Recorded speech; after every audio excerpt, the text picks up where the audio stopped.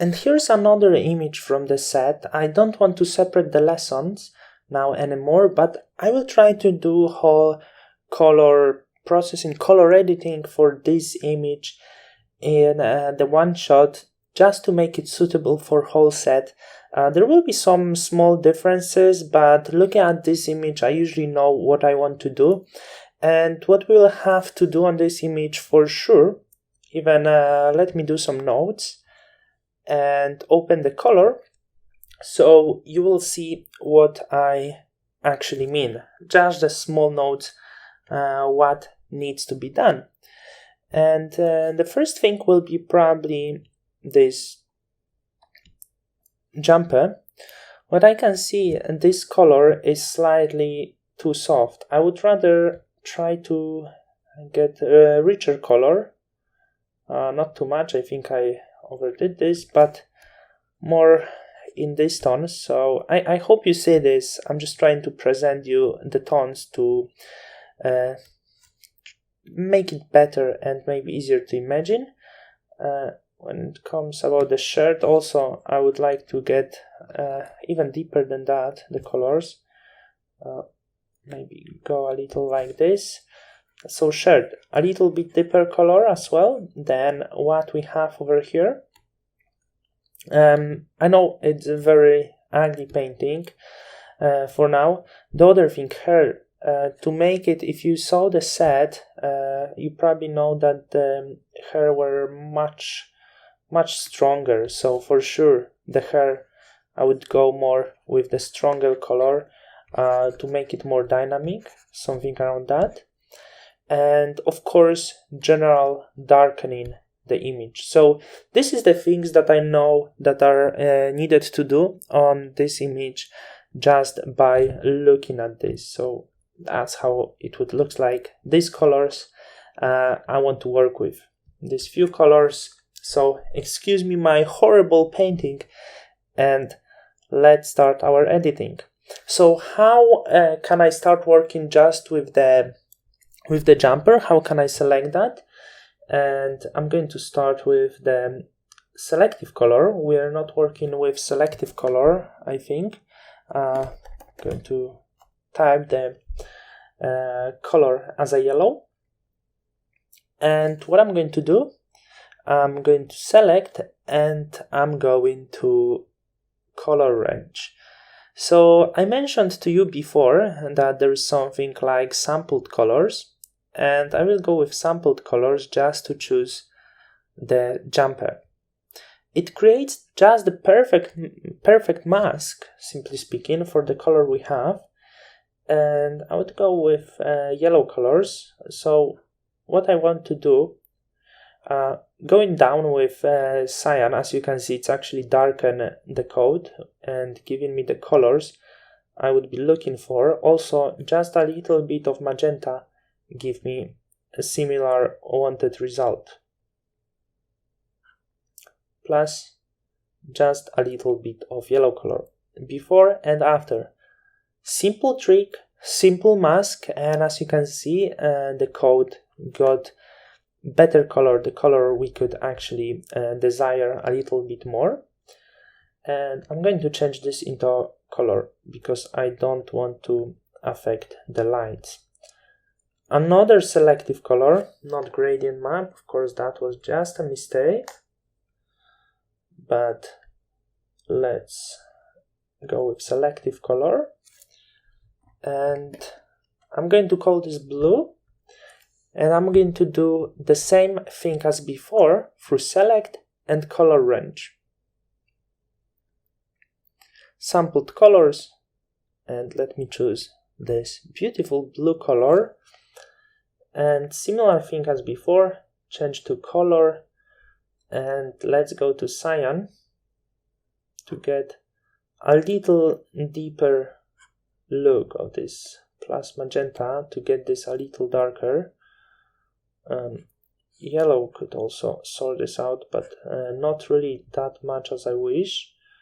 I believe there could be more blue color than cyan. I was expecting there will be more cyan at first, but there's just a little bit more blue. Of course, not magentas, that was just a mistake.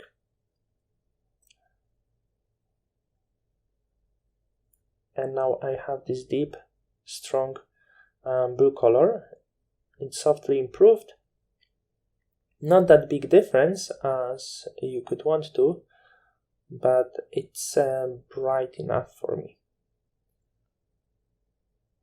Alright, so let's put this into the group, and I'm going to name this as a close. And right now let's build some of the darkness, some of the paper look that I was mentioning to you before. And as you can see, I didn't really build the contrasts over here, but I built very general contrast. So I will need to help myself with the curve adjustment layer. It's just supporting adjustment layer. Don't really worry about this, just to create the mask. I'm going to filter and, sorry, not filter, but of course select. And I want to pick up highlights just to turn it later into the shadows to darken a big part of the image. Have a look. That's how it looks like. And what I'm going to do, I'm going to make a selection and fill this with dark purple color, just the way I was doing before. I don't need this curve layer anymore, and this I'm going to name as a color dark, and opacity will be much lower than in any previous work, and it actually nicely darken not only the background but her clothes and her face, which I don't really like, but I will sort this out in 1 second. I'm going to improve some of more contrasts, and just a little bit really. So this image is really nice, strong and contrasty. New group, and I'm going to call this group darken. I'm going to create a layer mask on this darken group because I want to mask her face. And the reason why, because I think we can agree that her face become too dark on this, and we don't have to darken her face really. And I think we would be heading with this till the end. It's quite nice result. I'm happy what I achieved with just these few simple adjustment layers. What I would do probably, I would like to go a little bit more and add some stronger magenta color for her hair. So red, and for red color I would apply some magenta. As you can see, the colors, the hair will get this nice color.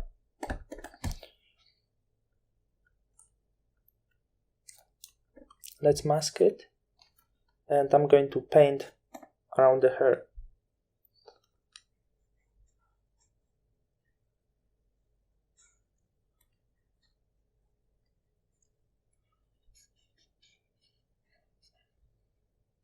So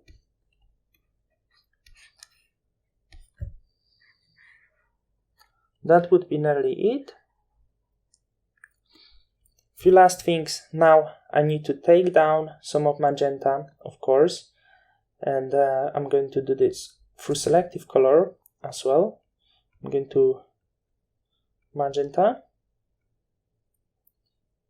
and I'm going down with it, down to 55 even. I'm going to call it eyes. Not sure if you notice, I already very easily see any issues that are appearing, and the effect, the magentic effect I was applying before affected her eyes too much, which wasn't really nice looking. So okay, the ending effect, a little bit of noise, remember, it would be soft light. We're going to fill this image with the gray layer and apply noise as much as we need according to your needs. Of course, every image is different. To these images, the idea was to apply a lot of noise. As you can see, it breaks down the tones very nicely. It gives this old-fashioned effect, very retro effect, and this was my idea. Let's have a look before. That was after the raw conversion, and of course we define this image much more, bring into it a little bit more live. One thing maybe I would do, I would take down what I did a little from her face, once again, just to brighten this up, and that would be something I really want for this image. So I hope you enjoyed these few edits. I tried to not be boring, but of course explanation always requires just 5% of being boring. And I hope you really learned from this, because this is a very unusual effect. I don't think there's any course that could show you this sort of techniques, a little bit more creative ways of working, and especially on work that was actually published. So if you are a retoucher, you can know how the process looks like when you get a set of the images and you have to work with them to get certain result.